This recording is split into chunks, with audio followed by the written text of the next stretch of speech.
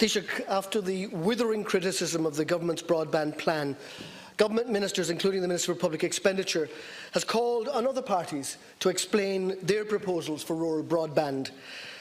Labour is fully committed to comprehensive delivery of broadband to every home and business in this country, as I believe every other party is. That goes without being needed to be said.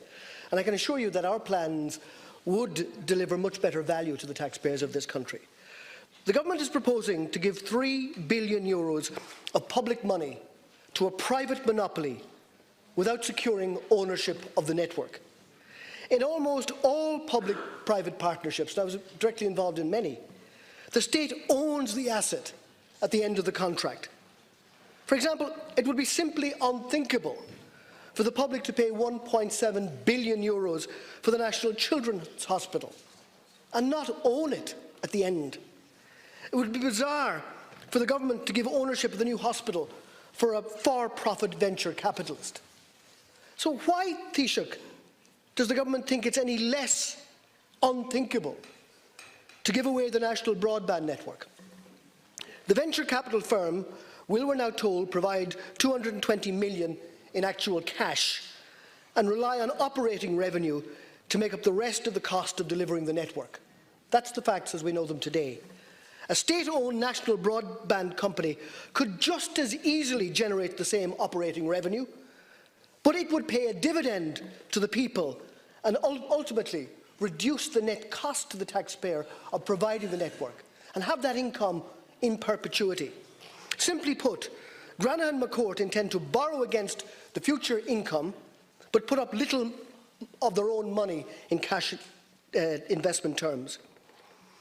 By maintaining ownership of the broadband network, the state will be better placed to guarantee the affordability of rural broadband into the future. Whatever about internet access being necessary now, it will absolutely be essential in 25 years' time. And there is no guarantee that the government will be able to control the prices charged by the private monopoly in 25 years' time. We don't even know who will own the network at that stage, because the government's proposals that we've read last week would allow the shares of the company to be sold again after only 9 years. Vulture funds would buy the network just like they bought Eircom and again milk it for its assets and cash. Labour's solution is for a state-owned company to own the broadband network. It would provide access to the network on a wholesale basis, creating a market for a multiple array of retailers to sell internet access to whatever they want, and other services to access the network to provide services directly to homes and businesses across the country. This company would be profitable. It should repay some of the costs that we would have to obviously deliver in providing the network in the first place. A state-led approach is clearly objectively better. Thank you, Deputy. So I have one simple question. What is the justification or the logic of your argument for a private monopoly to own the rural broadband network in perpetuity? Taoiseach. Thanks very much, Deputy. Comreg is the price regulator for telecoms in the state and has a role in capping prices, and it's important to put that fact on the record. Deputy, you may not agree, but I actually see this as a Labour project as well as a project of this government, because your party and your ministers were at the centre of making this project happen and making it a reality. The decision in 2012 to go to tender, to go to open market, to ask public and private companies to bid was made back in 2012. The Minister at the time was Pat Rabbitte, and I note that in his article this weekend in the Sunday Business Post he supports the government decision to go ahead with this. And he was right when he made that decision, because he can't just hand a massive subsidy to any company, public or private, without a process, without procurement, without a tender and without state aid clearance. And that's why that decision was made. And subsequent to that, back in December 2015, his successor in that department, Alex White, of your own party, looked at 5 different options in terms of ownership. And he decided to narrow it down from 5 options to just 2, one being the concession model and the other being the gap-funded model. The decision to go for gap-funded was made by this government, but the decision to narrow it down to only 2 options, concession or gap funding, was made by Minister White as a Labour minister in the last government. So I really feel that this project is one that you as a party should be proud of, and I hope you haven't ruled out the possibility of supporting this when you've had a chance to consider all of the issues and see whether the alternatives that are being proposed really stack up, really would be quicker, really would be cheaper, because I don't believe they would be.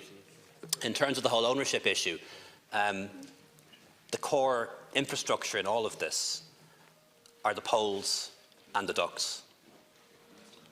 It is. The poles and the ducts belong to Eircom. They were sold off 20 years ago by a Fianna Fáil-led government. If we were to replicate that, we'd have to put up our estate company would have to put up all their own poles and all their own ducts, and the cost of doing that would be phenomenal. So even if you did go down the state company model, they would still be relying on privately owned poles and privately owned ducts that they would have to rent off. Rent off Eircom. So the only physical asset that NBI will own is the fibre, and fibre has to be renewed after 20 or 30 years. And the advantage of the gap funding model is the fact that they own it means it will be much more likely that they will continue to invest in it and renew it. And that's one of the reasons why the gap funding model was chosen over the state ownership model. And in our deliberations over the past few months, after Richard Bruton took over this job, one of the things we gave consideration to was exactly what Deputy Boyd-Barrett proposed there, which is the renationalisation of Eircom, so that we could get our hands on the real infrastructure, which is the poles and the ducts. 2/3 of that company sold for €3.5 billion not too long ago. So in order to renationalise it, which would take quite some time and possibly a legal battle, would take quite some time to do it, we would have to compensate the shareholders probably to the tune of €5 or €6 billion. So that will be the outlay before we provided any money at all to connect any home in rural Ireland. So you're talking about a cost of €8 or €9 billion. That's the alternative. It's not a good one. We did think about it. We thought about all the alternatives for months and months and months, and this is the best option on the table. This is right for Ireland. This is right for rural Ireland, and I really appeal to everyone in this House. Take a bit of time like we did. Take a few months to see if the alternatives really stack up, and don't rule out supporting this just yet. We can sign this. We can make this happen. If we don't sign this contract, it may never happen. Deputy Howlin. Wait now, sorry. This is Deputy Howlin's question. Can we please have a little silence? You see, the Taoiseach makes a compelling case against the folly of the privatisation of telecom all those years ago. It's a disaster. But what I'm saying now is you're going to do the same thing. Instead of learning from that disaster, you're going to privatise the next generation of telecommunications. And he's right. We did have to test the market in the way that we agreed in government, because that was what the EU required us to do. But now we've proven market failure. And the European treaties, if you read Article 345 of the Treaty of the Functioning of the European Union, there is no impediment at all for a public company in this. And in terms of the model, I invite you, Taoiseach, to read the judgment in the Croatia case. They're providing a broadband. And it's just so analogous to what we're doing here. The European Commission found that Croatia's next generation network broadband plan is in line with state aid rules. We can create a state monopoly where the market has failed. The management of that scheme is attributed to a public undertaking, offer long-term leasing agreements on the infrastructure to all interested parties. No operator has shown any interest in commercially doing it. Therefore, it's perfectly legitimate. Commissioner Vestager has endorsed this in 2017 for the state to set up its own company to do that. That is the way to go, Taoiseach. That's what I'm asking you to do. Taoiseach. Deputy, a commercial interest has shown an interest in doing this. That is NBI, the ones